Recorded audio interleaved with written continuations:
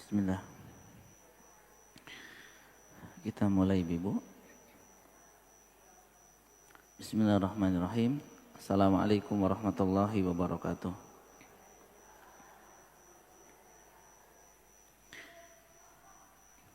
Innal hamdalillah nahmaduhu wa nasta'inuhu wa nastaghfiruh wa na'udzu billahi min syururi anfusina wa min sayyiati a'malina.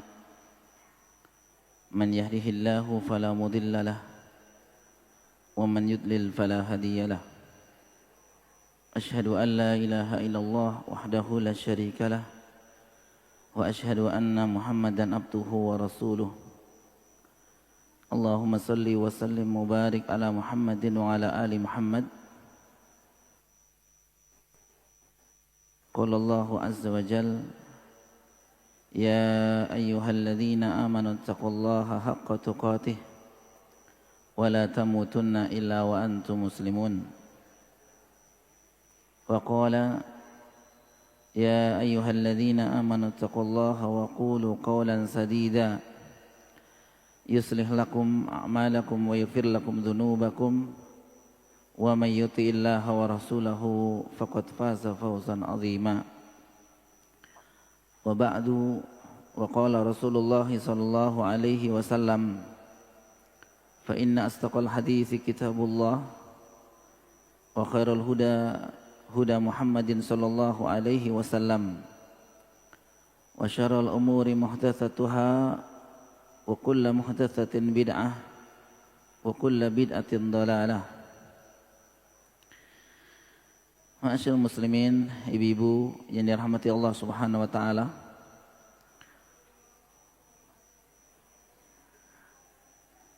Dengan memanjatkan puji dan syukur kita kepada Allah Subhanahu wa taala, alhamdulillah, di hari dan di pagi yang cerah apa mendung, Bu? Ya. Cerah. Biarkan dia mendung.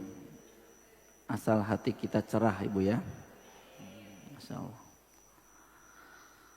Allah Subhanahu wa taala mempertemukan kita di tempat yang mulia, sebaik-baik tempat yang dicintai Allah Subhanahu wa taala, yaitu masjid-masjidnya, di mana Nabi sallallahu alaihi wasallam bersabda, "Au fima makna afdalul biladi ilallahi masajidaha." Atau kama qala sallallahu alaihi wasallam, sebaik-baik tempat yang paling dicintai Allah Subhanahu wa taala adalah masjid-masjidnya.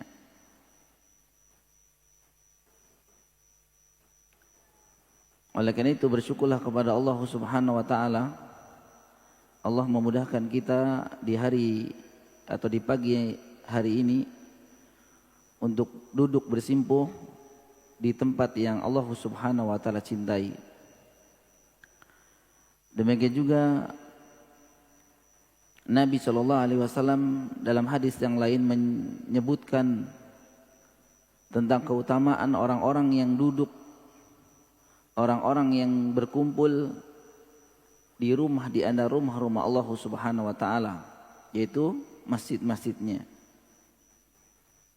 Terlebih lagi duduknya kita di masjid Allah Subhanahu wa taala ini dalam rangka untuk beribadah, dalam rangka untuk ketaatan kita kepada Allah Subhanahu wa taala, yaitu ibadah menuntut ilmu.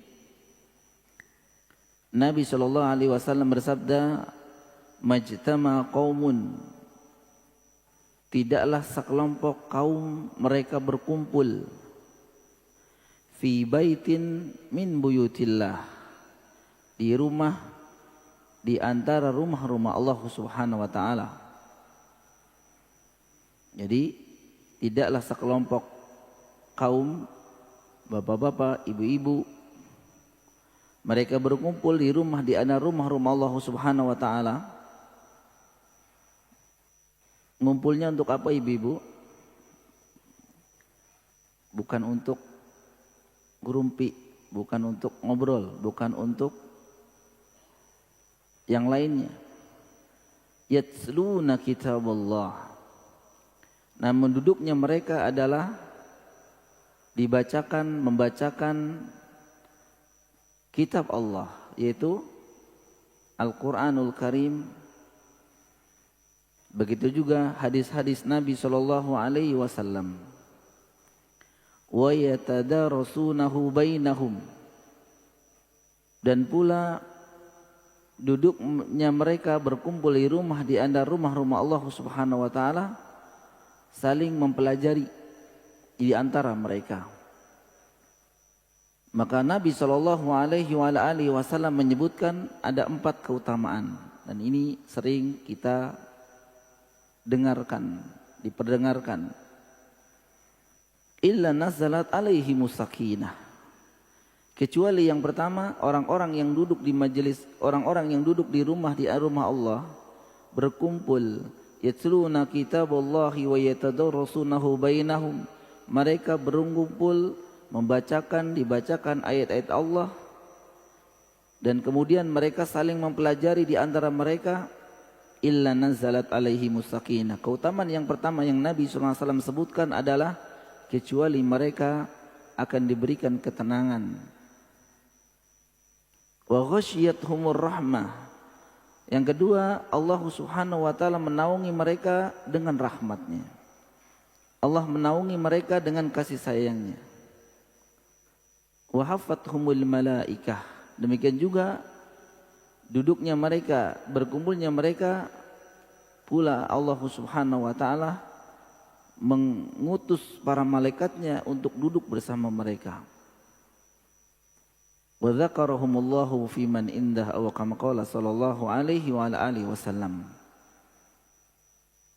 Yang keempat, yang Nabi SAW sebutkan keutamaan orang yang duduk berkumpul di majelis ilmu atau di antara rumah-rumah Allah, nama-nama mereka dipamerkan oleh Allah Subhanahu wa taala di depan para malaikatnya.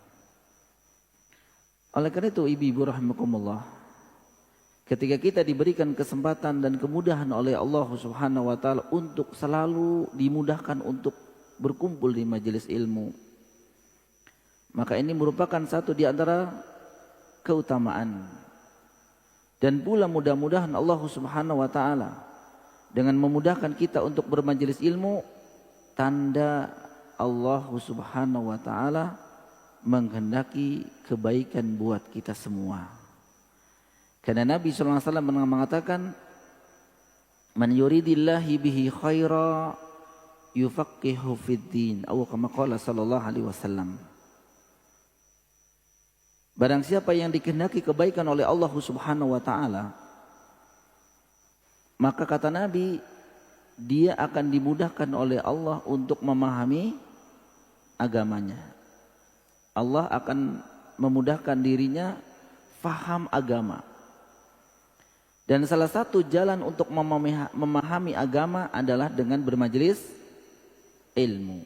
Oleh karena itu, ketika seseorang dimudahkan oleh Allah Subhanahu wa taala untuk bermajelis ilmu, ya, dimudahkan untuk duduk di majelis ilmu, maka itu tandanya dia dimudahkan untuk memahami agamanya. Dan ketika kita dimudahkan oleh Allah Subhanahu wa taala memahami agama kita, berarti mudah-mudahan kita termasuk bagian orang-orang yang dimudahkan atau dikehendaki kebaikan oleh Allah Subhanahu wa taala. Maka berbahagialah ibu rahmatullah. Dan bahkan di bulan ini harus lebih semangat lagi. Bulan ini bulan Sya'ban. Bulan apa? Bulan keberapa dari bulan Hijriah? Januari, Februari, Maret, April.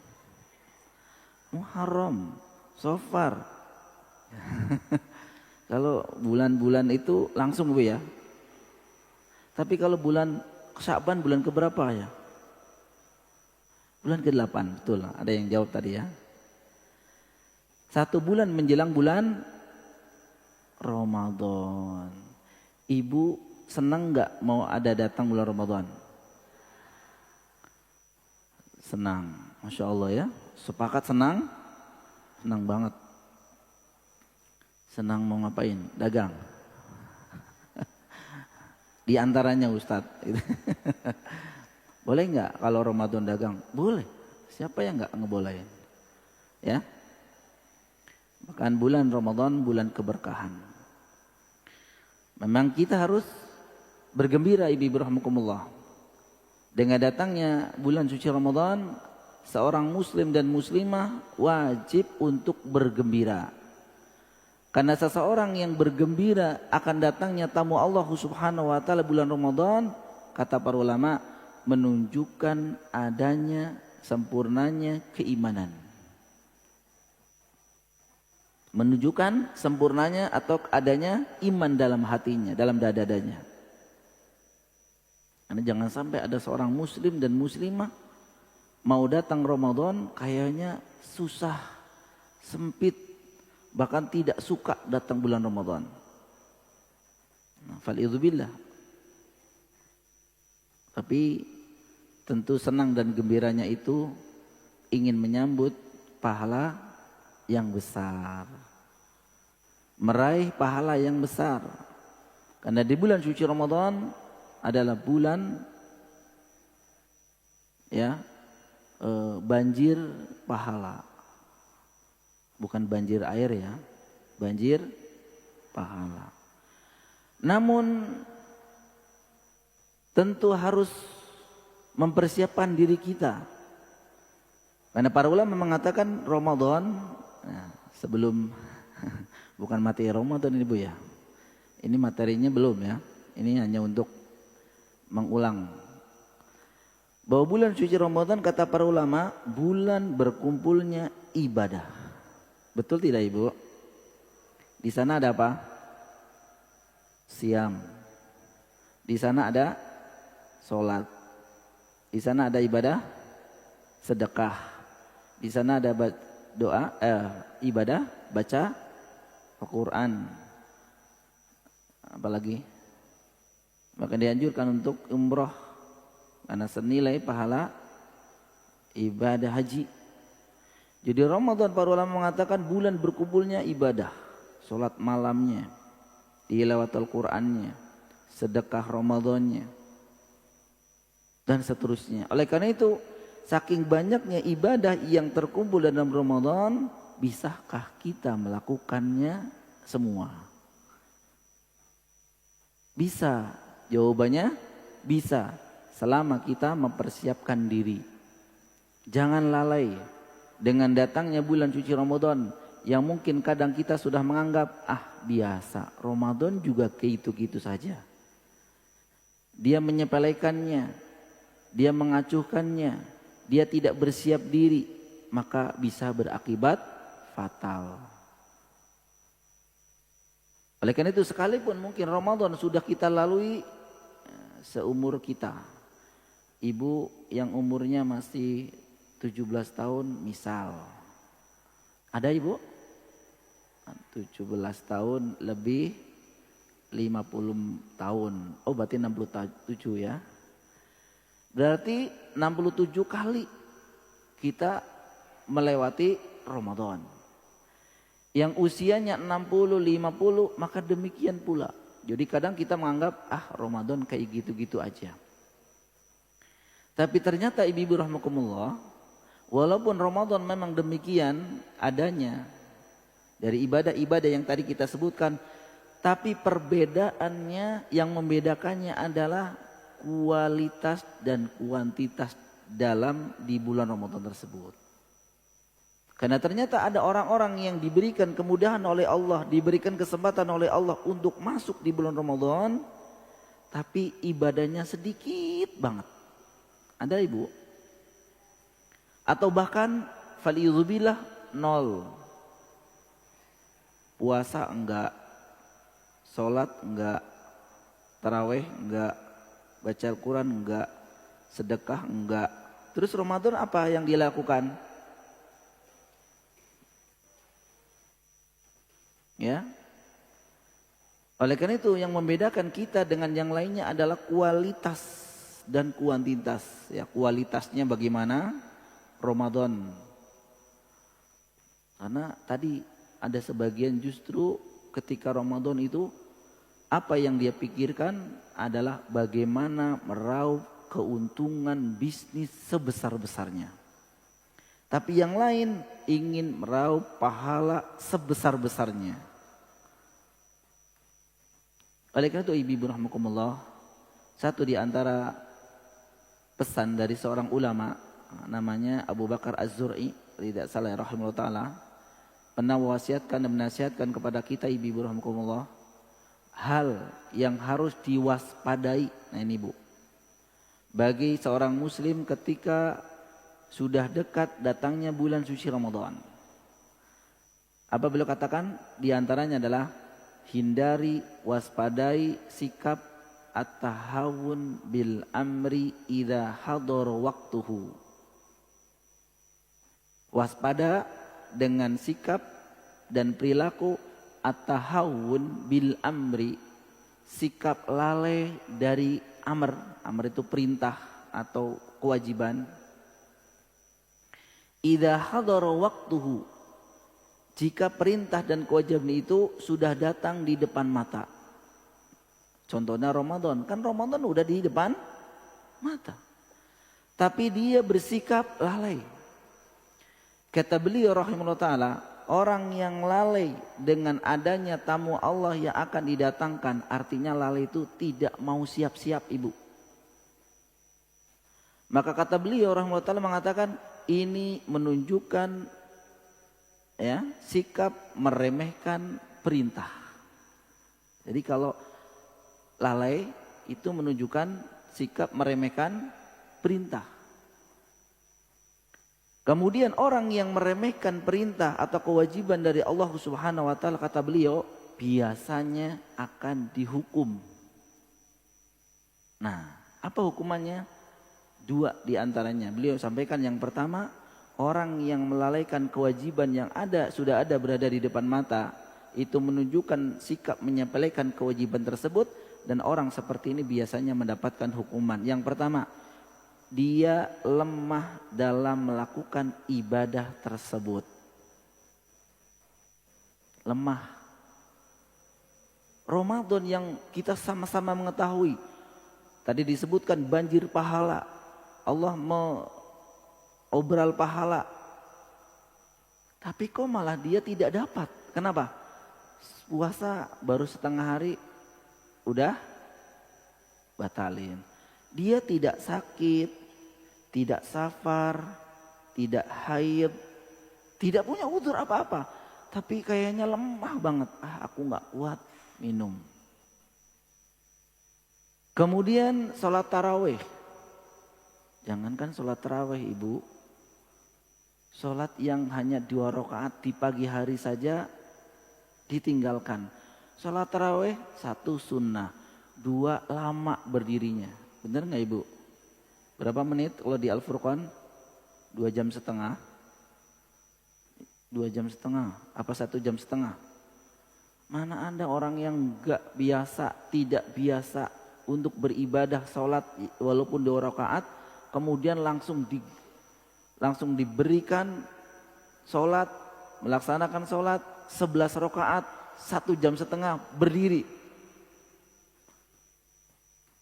Susah, dia nggak ada, dilemahkan oleh Allah, ya, ditinggalkan. Sekali aja lah, nggak sholat tarawih. Besok lagi 2 kali aja lah. Besok lagi 3 kali Besok lagi nggak ada orang tahu ini. Kemudian baca Al-Quran. Ya Allah, baca Al-Quran ibu-ibu. Pagi ngantuk, bener nggak? Siang lemes banget. Aduh, udah lihat Al-Qurannya udah matanya 5 watt. Sore nguberberit, ngabuburit. Kalau bahasa Sunda katanya nguberberit, benar nggak sih Bu? Kalau nguberberit itu kan nyari tikus ya. Benar nggak sih Bu?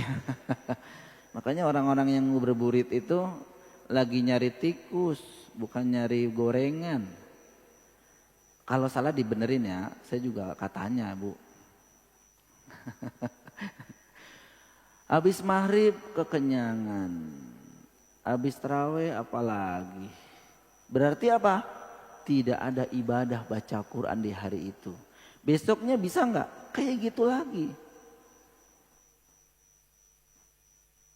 Sedekah, ya Rob, sedekah.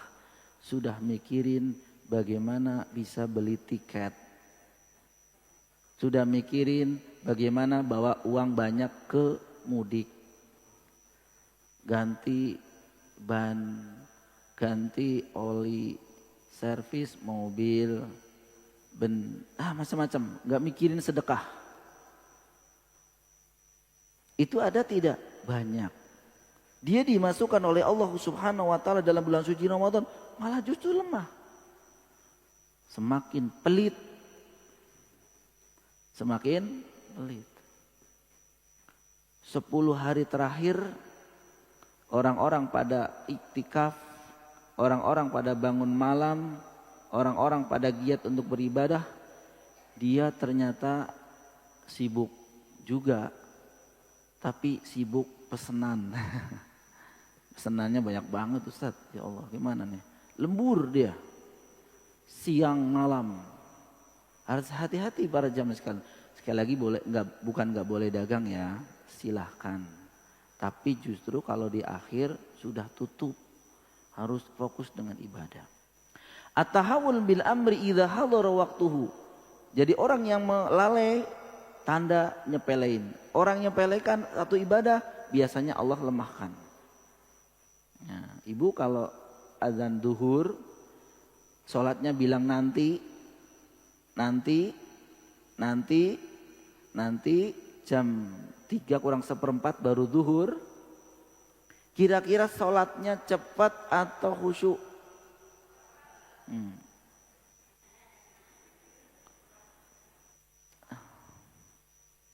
Ya benar ya. Tapi kalau azan tutup sholat, khusyuk sholatnya insya Allah. Itulah di antara tanda ketika kita menyepelekan satu ibadah, Allah lemahkan kita dalam melaksanakan ibadah tersebut.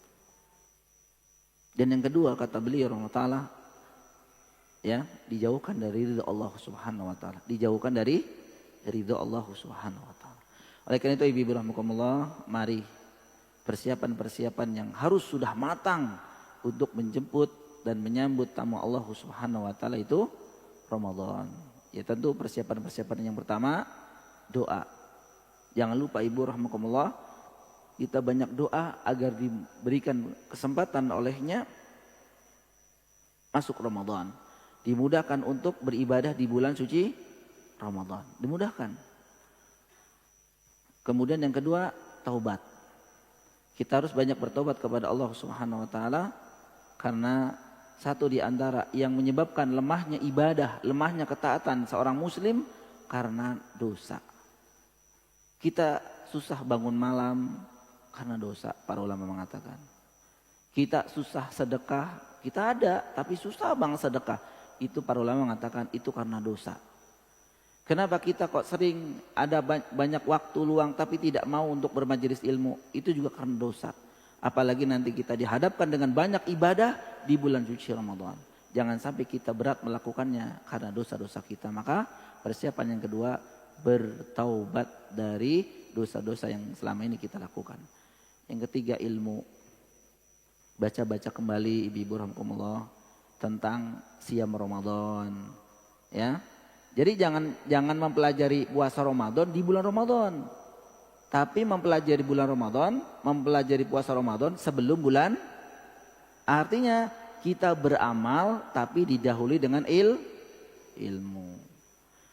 Bagaimana bukanya Nabi, kapan bukanya Nabi, dengan apa bukanya Nabi, sholatnya seperti apa Nabi, puasanya seperti apa Nabi, dan seterusnya. Baca-baca kembali buku-buku mengenai risalah Ramadan. Atau bisa bertanya kepada guru-guru kita semua. Baik ibu-ibu rahimakumullah, kita bersama-sama berdoa kepada Allah Subhanahu wa taala, mudah-mudahan kita diberikan kemudahan oleh Allah Subhanahu wa taala untuk mendapatkan bulan suci Ramadan di tahun ini. Amin ya rabbal alamin. Baik, Ibu rahimakumullah, kita lanjutkan pembahasan kita di kitab Tauhid yang mungkin ini terakhir, yaitu masih stay di bab 34, yaitu minal imani billah as-sabru ala aqdarillah. Itu salah satu atau merupakan keimanan kepada Allah Subhanahu wa taala adalah bersabar dengan adanya musibah. Terlebih lagi Bibi rahmakumullah, di hari-hari ini kita mendengar ya kabar, berita musibah di mana-mana. Musibah di mana-mana. Banjir, tanah longsor, kemudian juga kemarin yang kita dengar juga ada jatuhnya pesawat, dan itu tidak sedikit merenggut nyawa manusia. Ya, ini menunjukkan ibu rahmakumullah, Allah Subhanahu wa taala satu-satunya zat yang mengatur kehidupan kita ini. Di dunia ini yang mengatur siapa? Allah Subhanahu wa taala. Termasuk mengatur tentang kematian. Allah Subhanahu wa taala ketika mewafatkan hambanya sesuai dengan kehendaknya. Dulu kita mungkin mendengar ada kematian mungkin cuma 1, 2, 3. Misalkan di tetangga kampung kita ada yang meninggal, bapak ini karena sakit. Ibu itu juga kemarin meninggal, loh. Hanya 1, 2.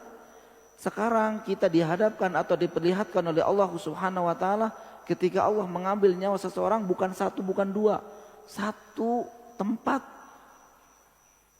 1 tempat, 1 keluarga.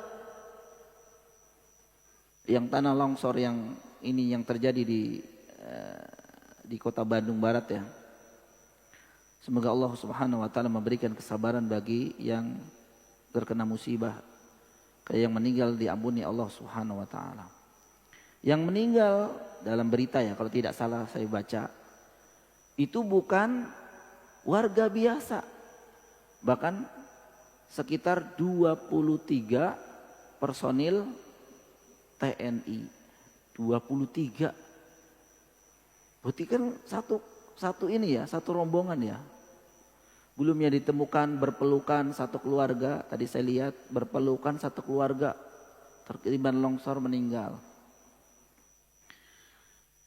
Dan kemudian kemarin juga pesawat yang jatuh itu juga sekitar 10 orang ya Ibu ya. Itu orangnya gagah-gagah, orangnya cantik-cantik, orangnya kekar. Ini menunjukkan sekali lagi Ibu rahmakumullah, semua sudah diatur oleh Allah Subhanahu wa taala. Maka kita pun akan menyusul mereka. Hanya waktunya kita tidak mengetahui. Oleh itu Ibu rahmakumullah, ibrah bagi kita atau pelajaran bagi kita, bersegeralah kita menuju ampunan Allah Subhanahu wa taala.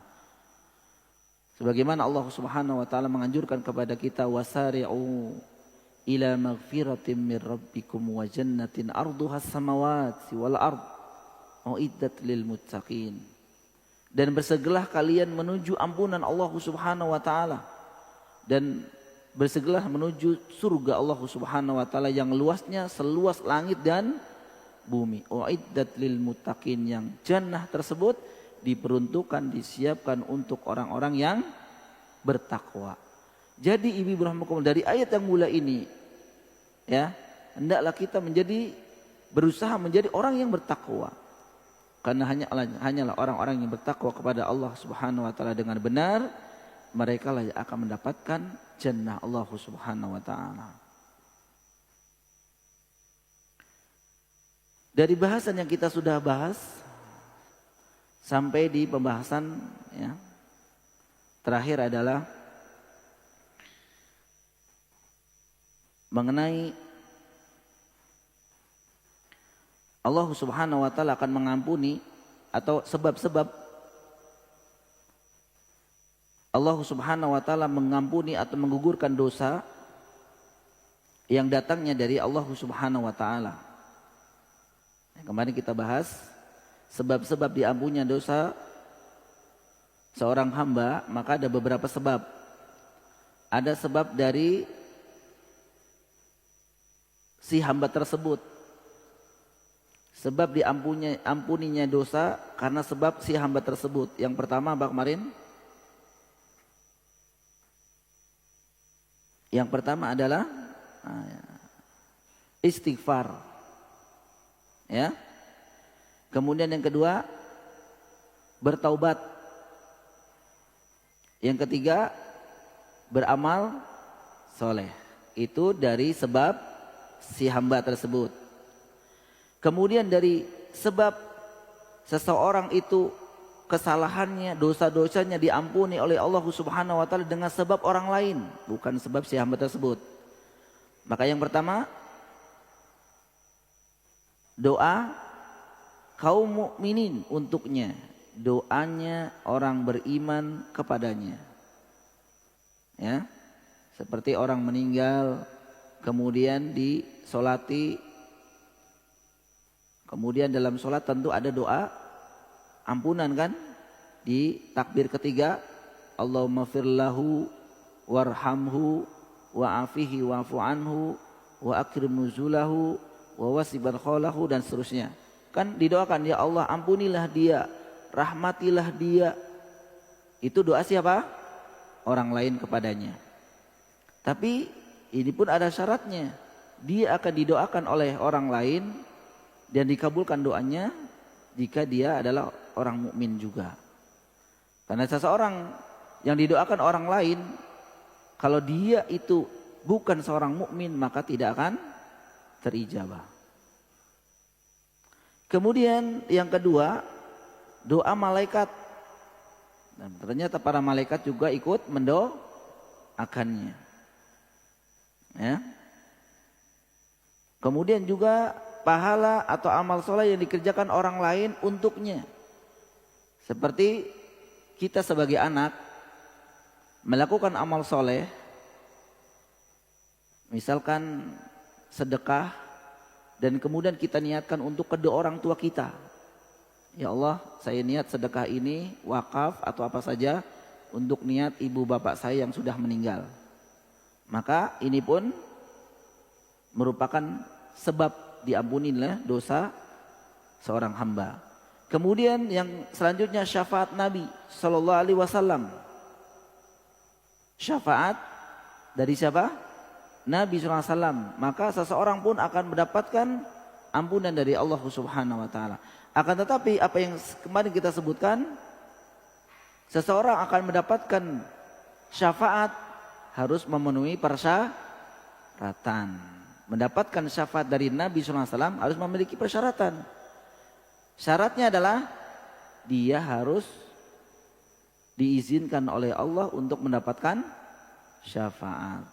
Ya, jadi kalau memang kita tidak diizinkan oleh Allah mendapatkan syafaat dari Nabi, mana mungkin kita akan mendapatkan syafaat. Siapa orang yang diizinkan atau diridhoi? Orang yang mentauhidkan Allah Subhanahu wa Ta'ala. Kemudian yang terakhir kemarin sebab-sebab yang datangnya dari Allah Subhanahu wa Ta'ala. Sebab-sebab yang datang dari Allah Subhanahu wa Ta'ala terbagi menjadi beberapa. Yang pertama yang sudah kita bahas, sebab-sebab di dunia. Sebab di dunia. Sebab-sebab di dunia yang bisa menjadikan seorang hamba hilang atau terhapusnya dosa adalah karena diberikan musibah. Jadi apa yang sudah kita sampaikan kemarin Ibu rahmakumullah, bahwa apapun musibah yang diterima oleh seorang hamba itu pada hakikatnya adalah untuk menggugurkan dosa. Sampai yang disebutkan kemarin secara rinci, sampai duri yang menusuk. Ya, duri itu kan kalau nancep paling berapa mili ya. Bukan seperti jarum sampai 5 cm, bukan. Paling berapa mili. Ya. Dan kita berasa juga ya, kalau di jempol nggak bisa ngapa-ngapain kan Bu ya. Kalau di kaki, kakinya diangkat, nggak bisa jalan, napak. Ya, jadi semua yang diberikan oleh Allah Subhanahu Wa Taala berupa musibah, kemarin disebutkan dalam sebuah hadis, yaitu berupa sakit, kemudian keletihan, kemudian kekhawatiran terhadap masa depan, keempat kesedihan berkaitan masa lalu, yang kelima gangguan orang lain, ya, dia dihina, dia disepelekan, dia dizolimi, semua itu merupakan salah satu sebab diampuni dosa. Kemudian yang ketujuh yang terakhir dalam hadis tersebut, duri yang menancap atau yang mengenainya. Ini merupakan sebab diantaranya sebab diampuninya dosa oleh Allah Subhanahu Wa Taala. Sebab di dunia. Maka yang kedua yang selanjutnya sebab di alam barzakh. Sebab di alam barzakh. Alam barzakh itu alam setelah apa Ibu? Setelah dunia. Setelah dunia meninggal alam, pindah ke alam barzakh. Iya. Jadi jangan balik lagi ke alam rahim. Makanya kan gini, ada orang meninggal kok balik lagi? Orang meninggal balik lagi. Ada nggak Bu? Berarti gini, ada lahir kok balik lagi ke rahim? Kan gini, rahim, dunia, kubur, alam barzakh kan? Dunia saja nggak bisa ke alam rahim. Bagaimana orang udah meninggal ke alam dunia lagi? Kan begitu Ibu ya? Tapi memang ada pembahasan tersendiri. Kalau bentuknya mimpi, ya kadang-kala boleh, bisa. Ya, ibu mimpi ketemu bapak. Itu bisa aja benar. Mimpi sih, ya mimpi ya. Sebagaimana dulu ada seorang sahabat Nabi SAW bermimpi ketemu Nabi dan Nabi mengatakan minta dikembalikan apa?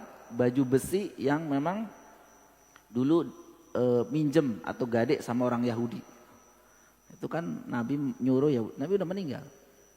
Tapi ini pembahasan tersendiri Ibu-ibu rahmatullah ya. Nanti saya bukan tafsir mimpi, nanti malah ditanya tentang tafsir mimpi ini Ustaz apa gitu.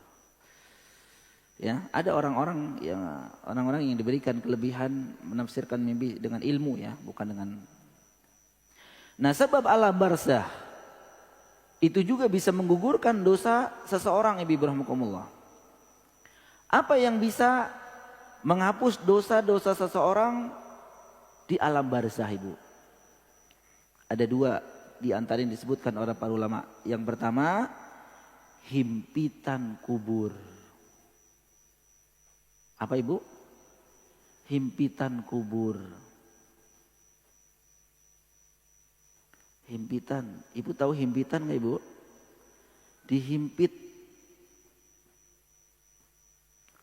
Dan salah satu yang harus kita imani Ibu rahmatullah adalah mengimani di alam kubur itu akan terjadi namanya dohtoh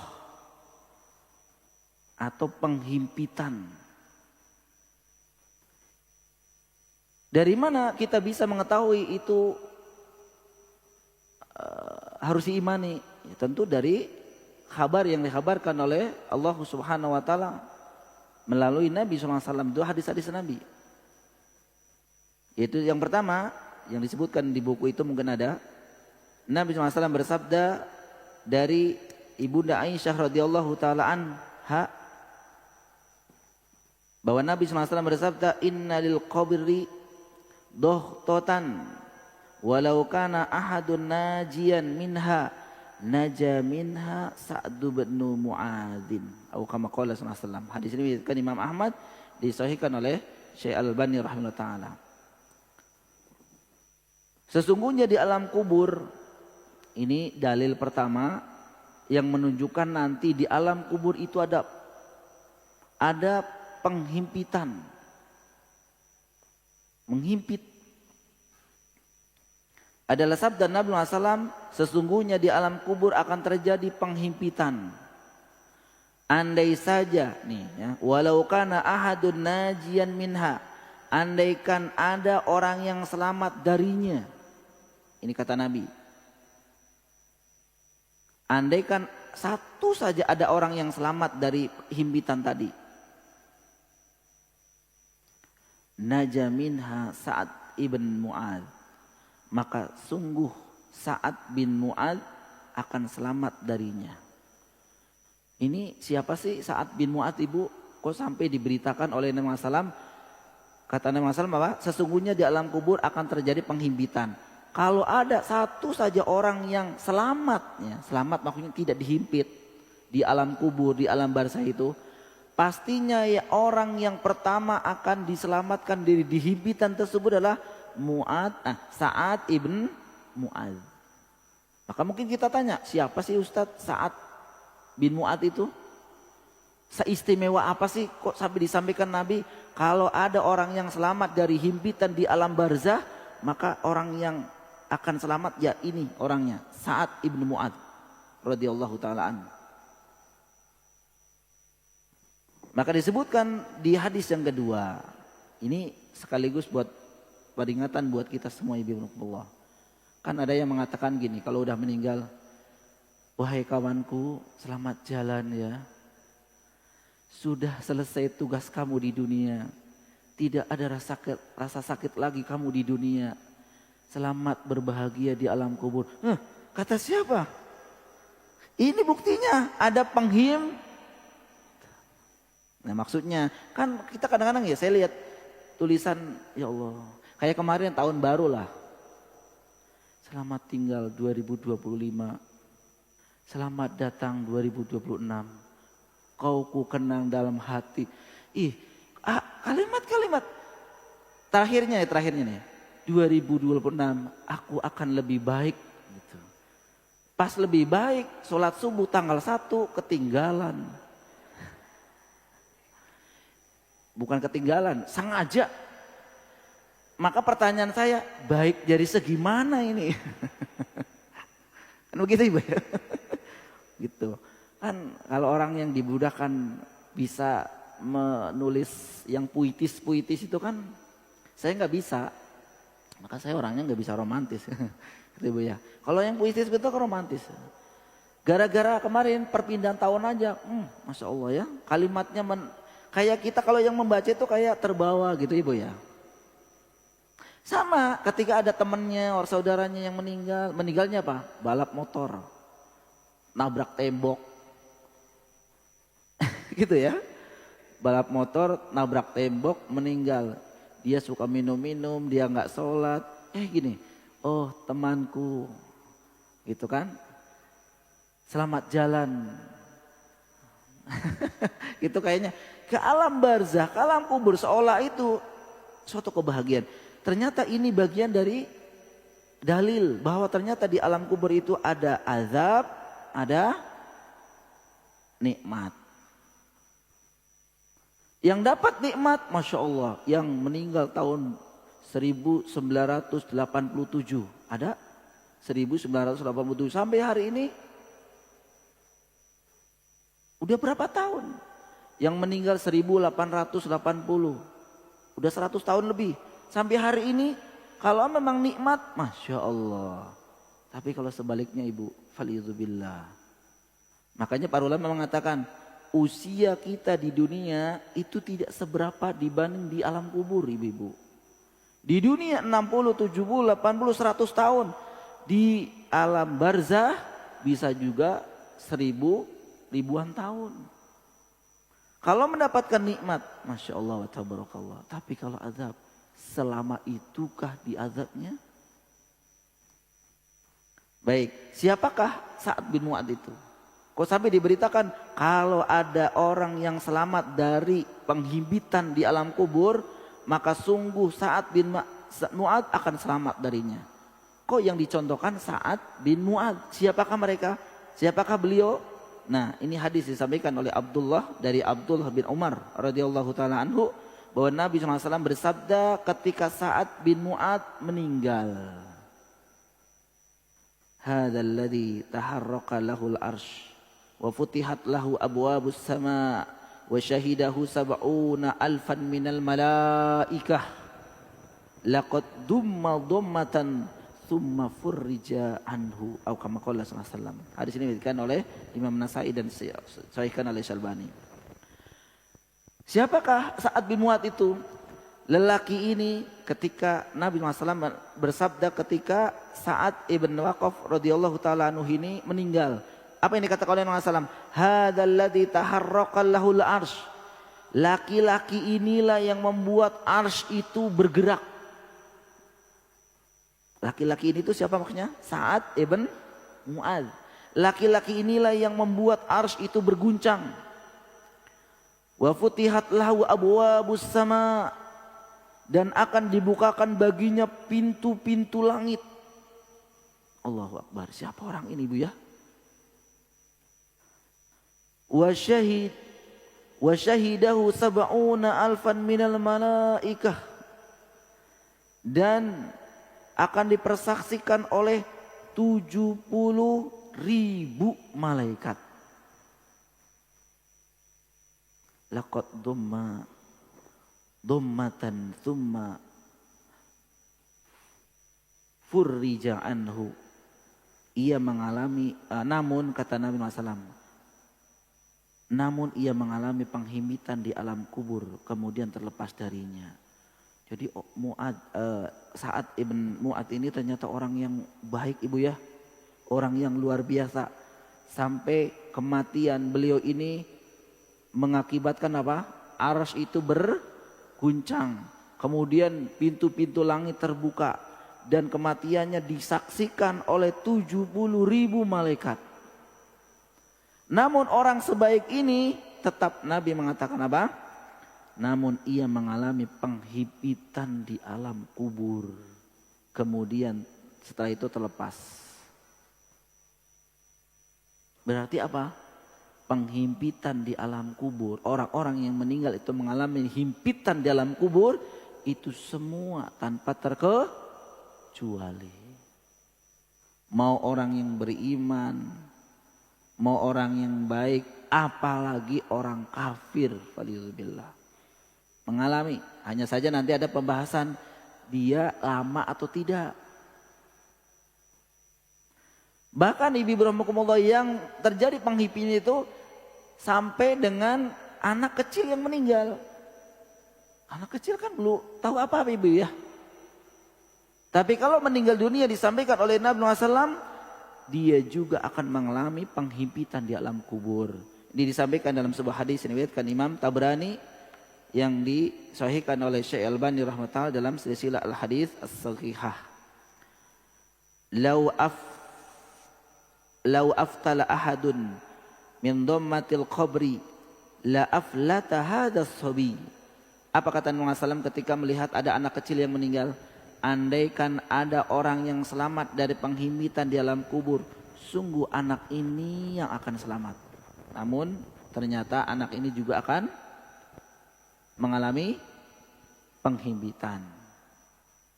Nah, ibu rahmatullah. Ini sebenarnya bahasan lebih lengkapnya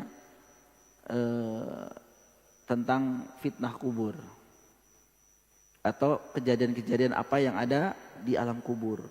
Jadi mungkin selama ini kita tidak tahu, Ibu, kita tidak mengetahui atau belum mengetahui ternyata seseorang ketika meninggal dunia dan berpindah ke alam kubur itu di sana ada urusan baru lagi. Bahkan mengawali pertanggungjawaban selama di dunia itu di alam kubur.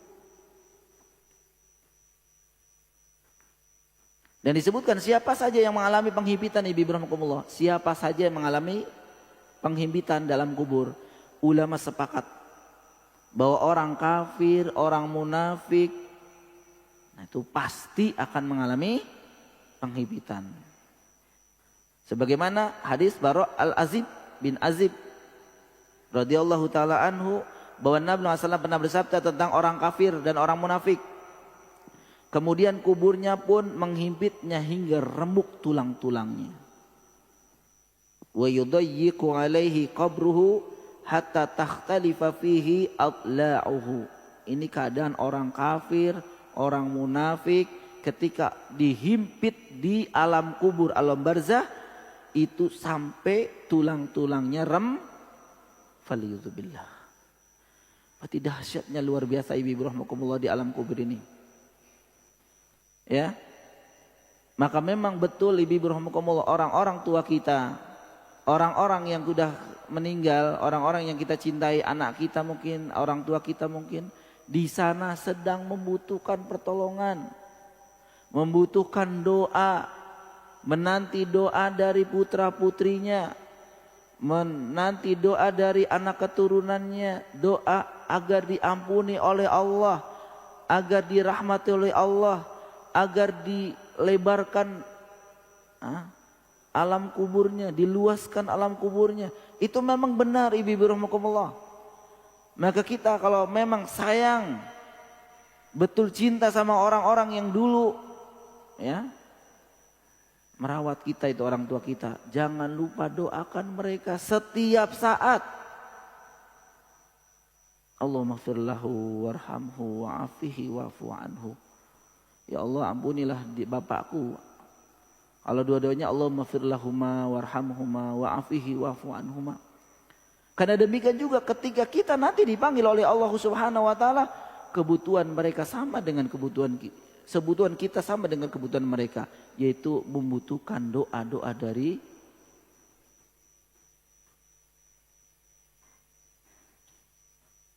Kemudian para ulama mengatakan, jumhur ulama, bahwa Nabi sallallahu alaihi wasallam dan para rasul tentu itu tidak mengalami himpitan.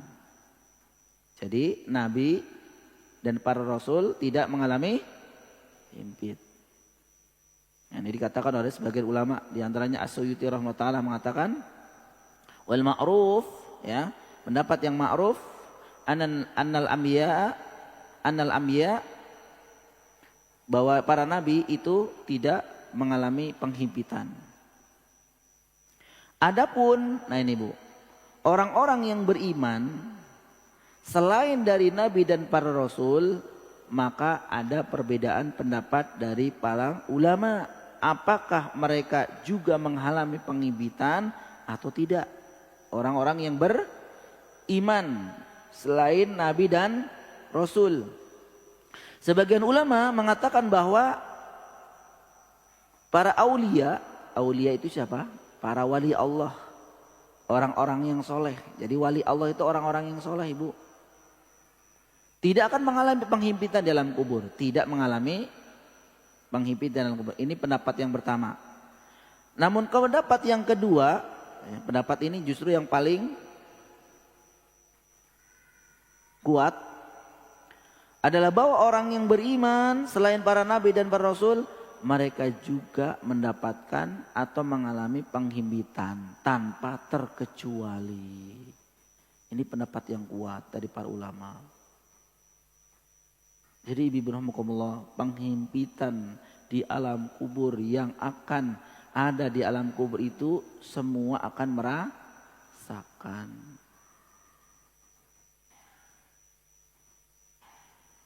Ya. Akan tetapi ibu rahmakumullah, penghimpitan yang disebutkan diperuntukkan untuk orang yang beriman tentu berbeda dengan peruntukan orang-orang kafir. Ya, kalau orang kafir tadi disebutkan apa? Sampai hancur, remuk tulangnya. Tapi kalau kita orang-orang yang beriman insyaallah taala tetap mengalami, akan tetapi sebentar.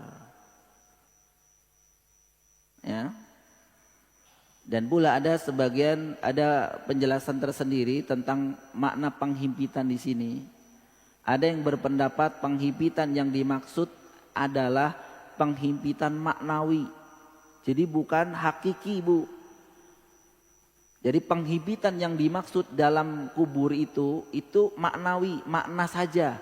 Maksudnya rasa takut berupa gelisah di alam kubur, bukan penghimpitan yang secara hakiki. Betul, dia himpit kuburnya. Tapi maknawi saja. Di alam kubur itu orang dihimpit karena di situ ada rasa takut dan seterusnya. Ya, bukan penghimpitan kubur secara hakiki. Ini ada dalilnya juga sebenarnya. Adapun pendapat yang kedua, penghimpitan mereka dirasakan penghimpitan yang hakiki. Memang benar Allah menghimpit mereka di alam kubur itu secara hakiki, bukan maknawi.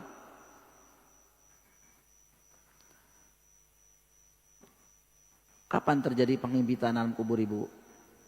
Kapan terjadi penghimpitan alam kubur?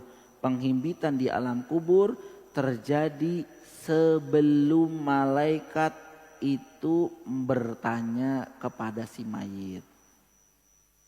Jadi sebelum dua malaikat, malaikat siapa? Munkar, Nakir. Ya, itu yang wujudnya itu disebutkan dalam hadis-hadis itu mengerikan. Tergantung orangnya yang ditemui. Maka penghimpitan itu terjadi sebelum malaikat bertanya. Ya.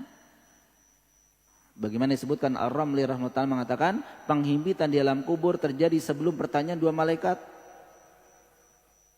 Setelah malaikat itu setelah penghimpitan baru malaikat datang untuk bertanya.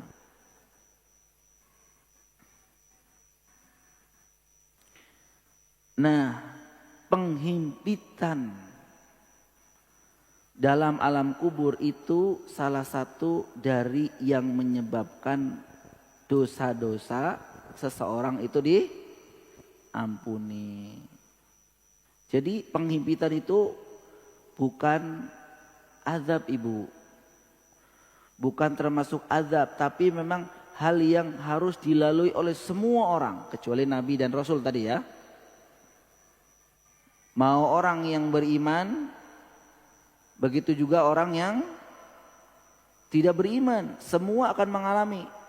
Jadi artinya penghimpitan ini itu terjadi pada siapapun dan bukan merupakan hukuman, bukan merupakan azab.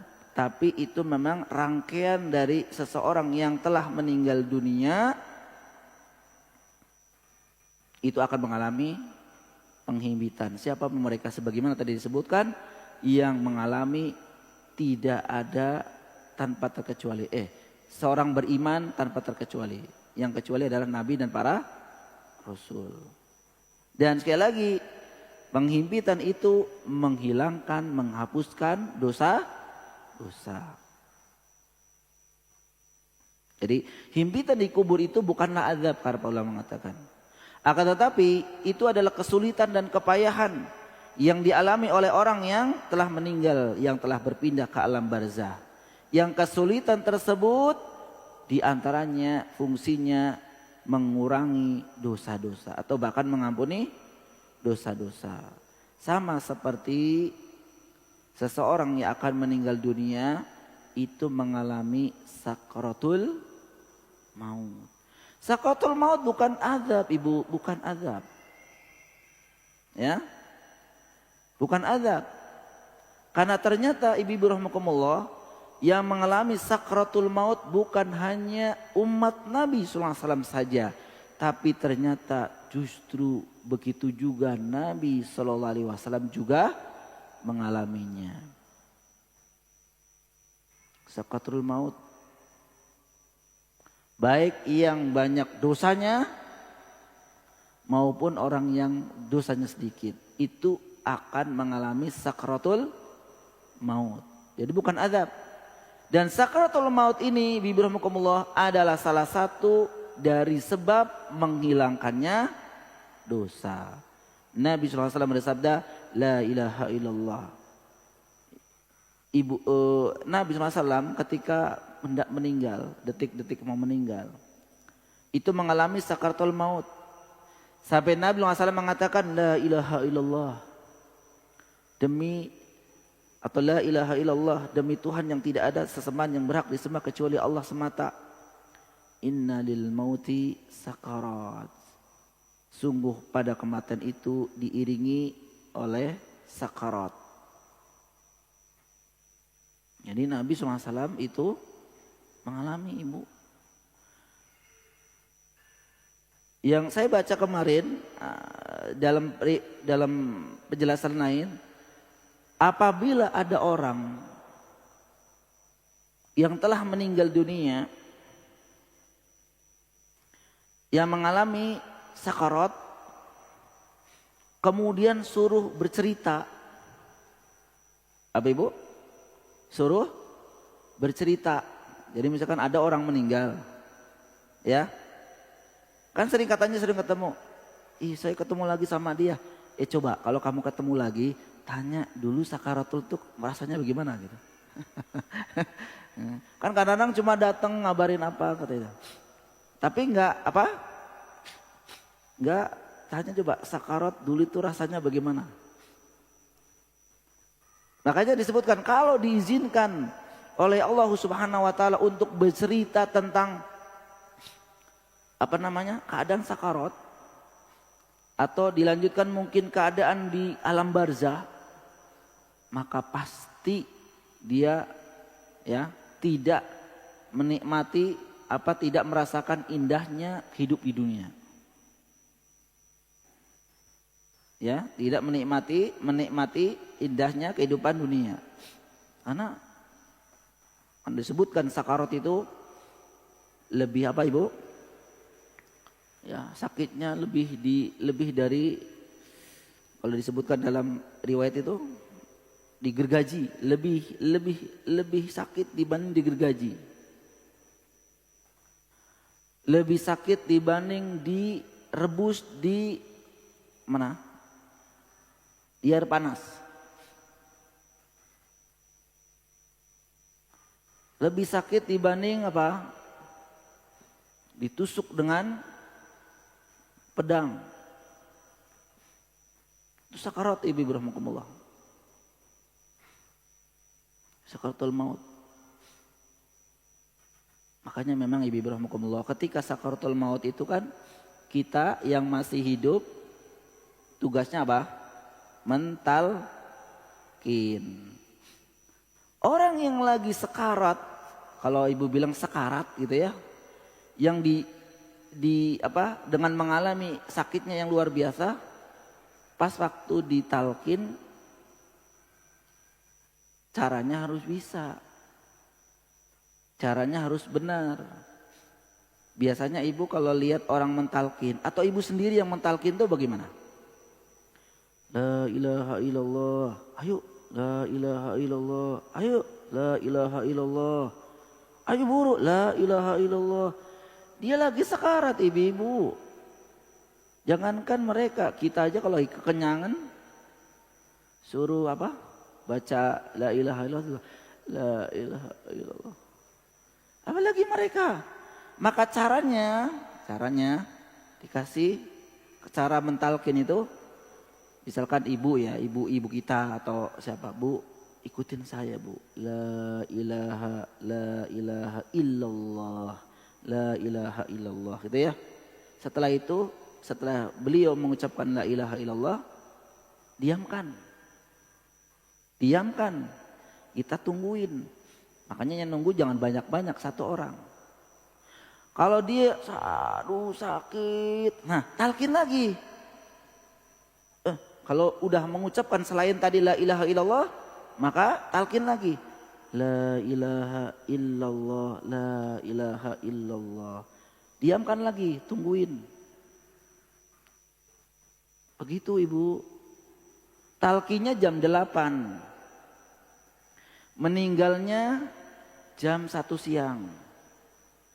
Selama dari jam 8 terakhir dia mengucapkan la ilaha illallah, sampai jam 1 siang tidak ada ucapan selain itu, maka insya Allah masuk dalam siapa yang akhir hidupnya mengucapkan kalimat la ilaha illallah dakhulal jannah. Jadi bukan sebagaimana seperti saya sampaikan yang sering kita lihat di sinetron. La ilaha illallah. Sinetron. Dia ngomongnya aja cetak. Cepat tahu nggak Bu? Jelas banget. La ilaha illallah. Ya mungkin ada kayak gitu, mungkin. Tapi jarang kita libat Ibu. Makanya mungkin itu kepinginnya la ilaha illallah. Terakhir itu makanya diulang.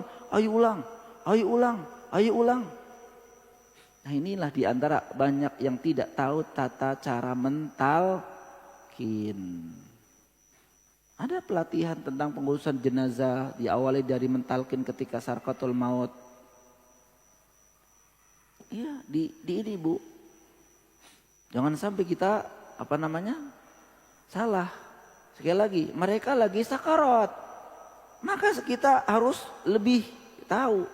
Terus kemudian keadaan ketika di situ di tempat ini jangan ada berisik. Tidak berisik, tidak mengucapkan hal-hal yang buruk karena bisa menjadi doa. Takut diamini oleh para malaikat karena malaikat para datang. Ya.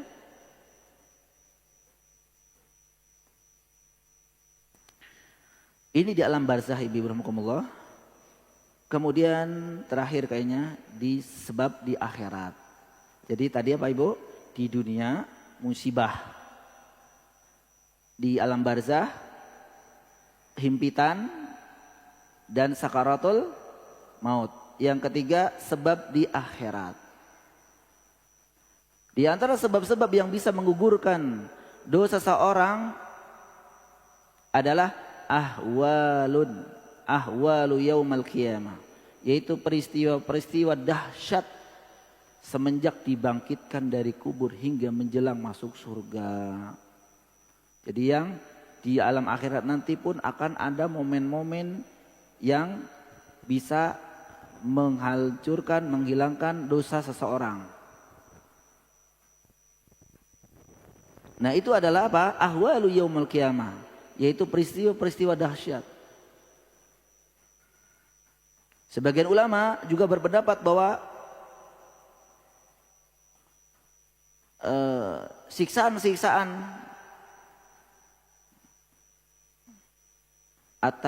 di atas sirat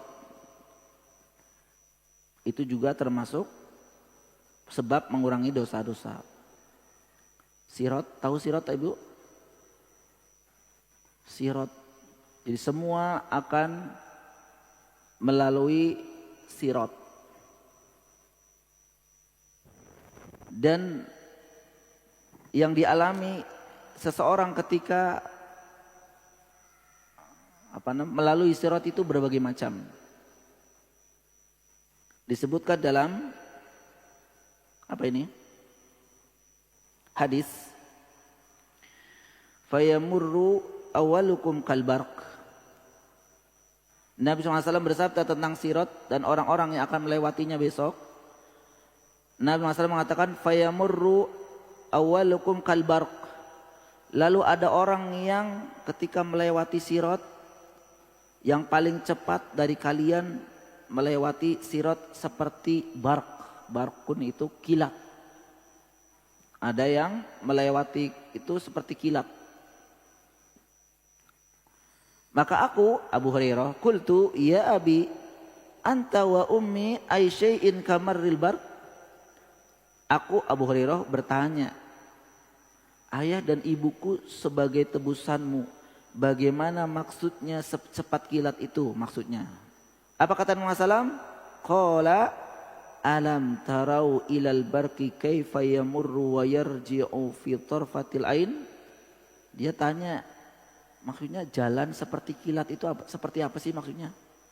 Apa kata Nabi? Tidaklah engkau melihat bagaimana kilat itu berlalu dan kembali lagi dengan sekejap mata? Berarti ada orang yang melalui sirat besok itu seperti kilat. Mudah-mudahan kita ibu-ibu ya. Amin ya rabbal alamin. Kemudian yang kedua kata Nabi SAW, secepat embusan angin. Summa kamarrar rih. Seperti hembusan angin. Angin cepat juga kan? Kilat, angin aja, ini apalagi kilat. Summa kamarrat thair. Ada juga yang ketiga, secepat burung terbang. Terbang burungnya. Orang melewati sirat seperti burung terbang. Wasyaddar rijal tajri bihim a'maluhum wa nabiyuhum qaimun ala sirati. Yaqul Rabbi salim salim. Lalu ada orang yang berlari dengan kencang. Di atasnya disebabkan amal kebajikannya. Jadi ada orang yang jalan lewati sirat itu seperti berlari karena kebaikannya, ada kebajikannya. Ketika itu Nabi SAW berdiri di sirat dan selalu mendoakannya, wahai Rabbku selamatkan dia, selamatkan dia. Sampai pada hamba-hamba yang amalannya sangat sedikit. Hingga ada orang yang lelaki yang datang dan tidak dapat menapaki sirat itu kecuali dengan merangkak. Jadi ada yang merangkak, ibu. Sedang pada kedua sisinya terdapat rangkaian besi tajam yang tergantung. Dan akan mencabik setiap orang yang diperintahkan untuk dicabik. Hingga ada orang yang selamat tapi tubuhnya tercabik-cabik. Dan ada pula orang yang akhirnya terlempar ke dalam api neraka. Alhamdulillah. Ibu rahmatullah. Kalau kita mendengar tentang kabar-kabar di alam akhirat, maka kita akan bangun semangat kembali.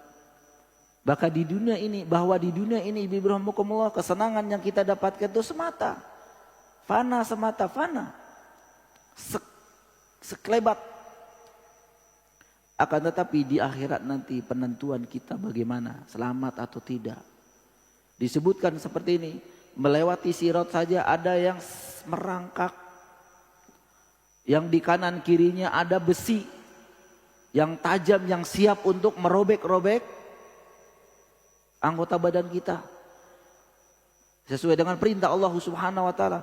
Maka disebutkan ada orang yang sampai sana tapi badannya udah ini mending.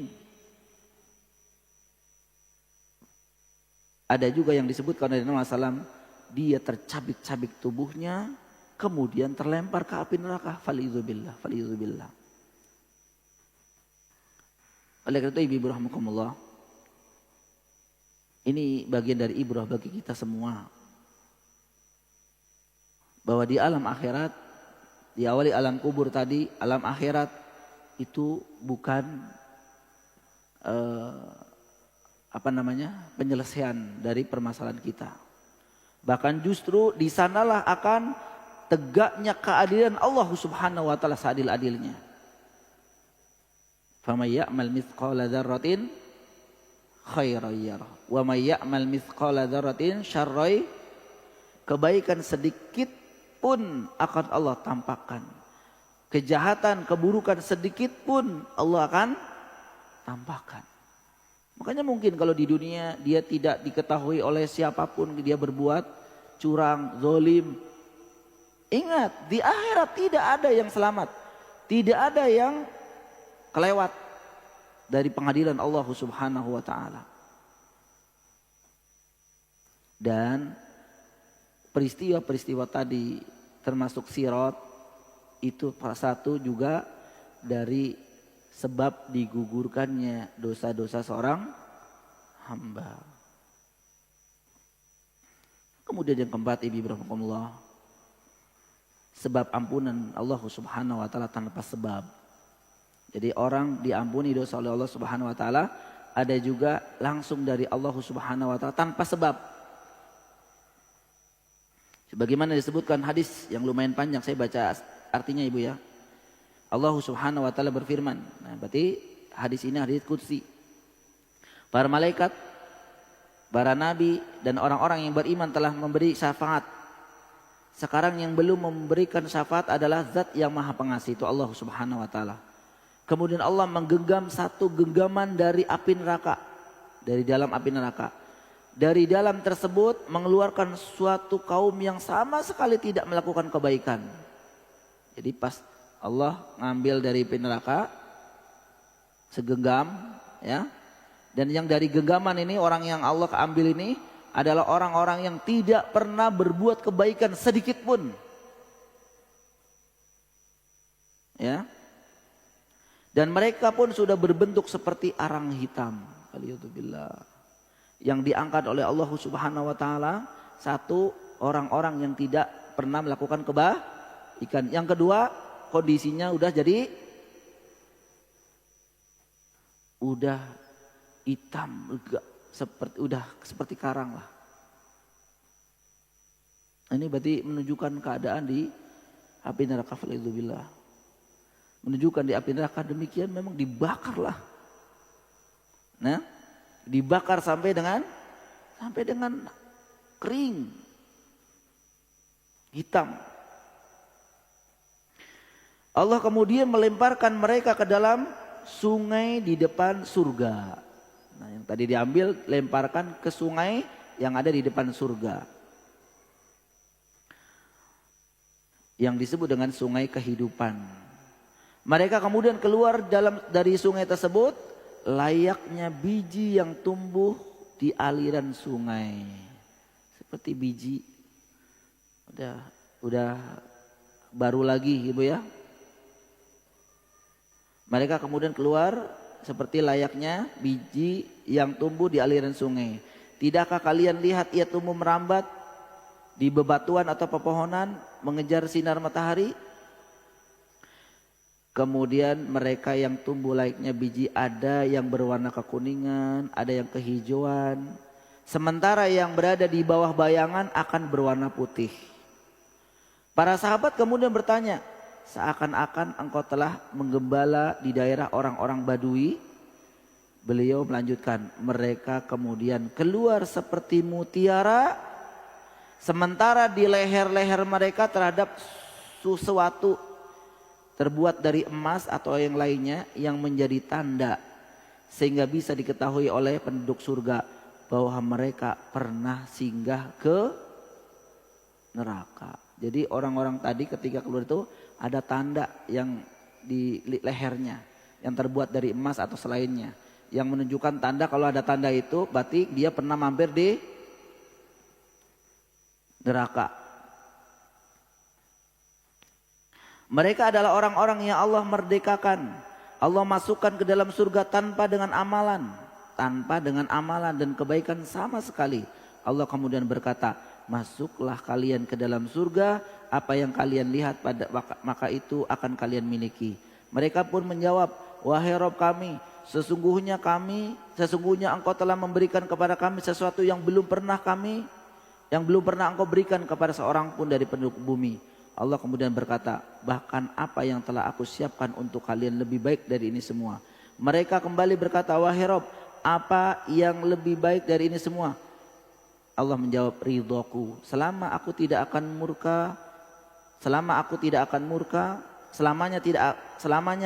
akan murka kepada kalian. Artinya Allah Subhanahu wa taala saja mengampuni dosa seseorang tanpa sebab darinya kecuali rahmat Allah Subhanahu wa taala. Ini Ibu rahmakumullah, jadi yang bisa menyebabkan diantaranya ampunan dari dosa-dosa adalah karena sebab Allah Subhanahu wa taala tanpa sebab. Sebagaimana disebutkan Allah akan mengangkat dari api neraka, memasukkan ke dalam ke surga orang-orang yang dulunya tidak pernah berbuat kebaikan sedikit pun. Jadi Ibu rahmakumullah, dengan ibrah ini janganlah kita merasa kecil hati kalau kita selama ini mungkin sebagai manusia biasa sering berbuat dosa, karena ampunan Allah Subhanahu wa taala begitu luas ya. Namun Ibu rahmakumullah, bukan berarti kemudian kita mendapatkan keterangan seperti ini jangan bilang, yaudah nanti aja Ustadz diampuninya di akhirat saja. Mau Ibu seperti itu? Digosongin dulu. Di sini nginjak putung rokok aja udah langsung teriak-teriak. Lilin dinyalain sengaja begini, pernah enggak? Ketetesan lilin aja udah teriak-teriak. Jangan. Maka selagi Allah Subhanahu wa taala memberikan kemudahan, memberikan kesempatan buat kita ibu rahmatullah, maka mari bersama-sama. Apalagi sekali lagi kita akan didatangkan kepada kita bulan suci Ramadan, bulan penuh ampunan. Jangan sampai sia-siakan ibu rahmatullah, ya. Kita bersama-sama berjuang, sabar, karena memang bulan Ramadan bulan sabar. Maksudnya bulan sabar itu bukan sabar hanya menahan makanan minum saja ibu. Ketika di sana nanti akan dihadapkan antara nafsu dengan syahwat, dengan amal, dengan pahala. Kalau kita nggak sabar, yaitu tadi, jangankan maksiat dengan taat, yang harus kita pilih taat. Sesama ketaatan saja, itu kadang-kadang harus pilih, bener nggak Bu? Contoh misalkan nih, baca Al-Quran apa istirahat ya, kan begitu ya? Baca Al-Quran apa istirahat ya? Istirahat kan taat juga, maksudnya boleh di siang hari. Suruh milih, istirahat aja. Nanti baca Al-Qurannya malam, karena ntar malam bukan hanya baca Al-Quran, tapi sholat maghrib, sholat isya, sholat taraweh. Berarti qailulahnya ditebankan, Al-Qurannya nanti. Apalagi taat sama maksiat, harus pilih, harus sabar ibu Allah. Ya, maka pesan ya buat kita semua, kalau memang nanti pengen pulang kampung, mau beli baju baru, belilah sekarang. Ya, beli sekarang. Jangan nanti. Ya, belum ada. Jangan nyari duit di Ramadan. Nyari duitnya sekarang. Nyari duitnya jangan di Ramadan. Ramadan untuk ya. Boleh sambil jualan, boleh, sekali lagi boleh ya. Tapi bukan berarti kemudian lebih sibuk. Kasihan ibu udah dapat Ramadan tapi tidak dimanfaatkan. Ayo ibu-ibu, sudah mulai sekarang PO. Katanya PO ya. PO sekarang. Bayarnya nanti. Biar nanti fokus dengan ibadah. Udah baju udah beli. Jadi jangan nanti tawaf. Lagi puasa tawaf, tambah lagi lemes. Kan begitu ibu ya? Iya. Oleh karena itu ibu rahmatullah, mari bersama-sama berdoa kepada Allah Subhanahu wa taala. Allahumma salimna ila Ramadan. Ya Allah, sampaikan kami ke dalam bulan suci Ramadan. Salim lana Ramadana, dan sampaikan kepada kami ya Allah Ramadan dimudahkan untuk beribadah di dalamnya dan diterima, wa tasalamuhu minni mutaqabbala, dan mudah-mudahan Allah menerima amal ibadah kita selama bulan suci Ramadan. Baik, demikian ibu rahmatullah yang bisa kami sampaikan. Untuk bulan depan libur ibu ya, karena bulan suci Ramadan ya. Benar ibu ya. Baik. Dan kalau tidak libur juga saya izin ya, karena insyaallah 12 hari pertama saya kembali mendampingi jamaah di bulan suci Ramadan. Mudah-mudahan Allah Subhanahu wa taala mempertemukan kita dengan bulan Ramadan. Amin rabbal alamin. Kita akhiri pertemuan ini dengan doa bermajlis. Subhanakallahumma bihamdik asyhadu an la ilaha illa anta astaghfiruka wa atubu ilaik. Wassallallahu ala Muhammad. Assalamualaikum warahmatullahi wabarakatuh.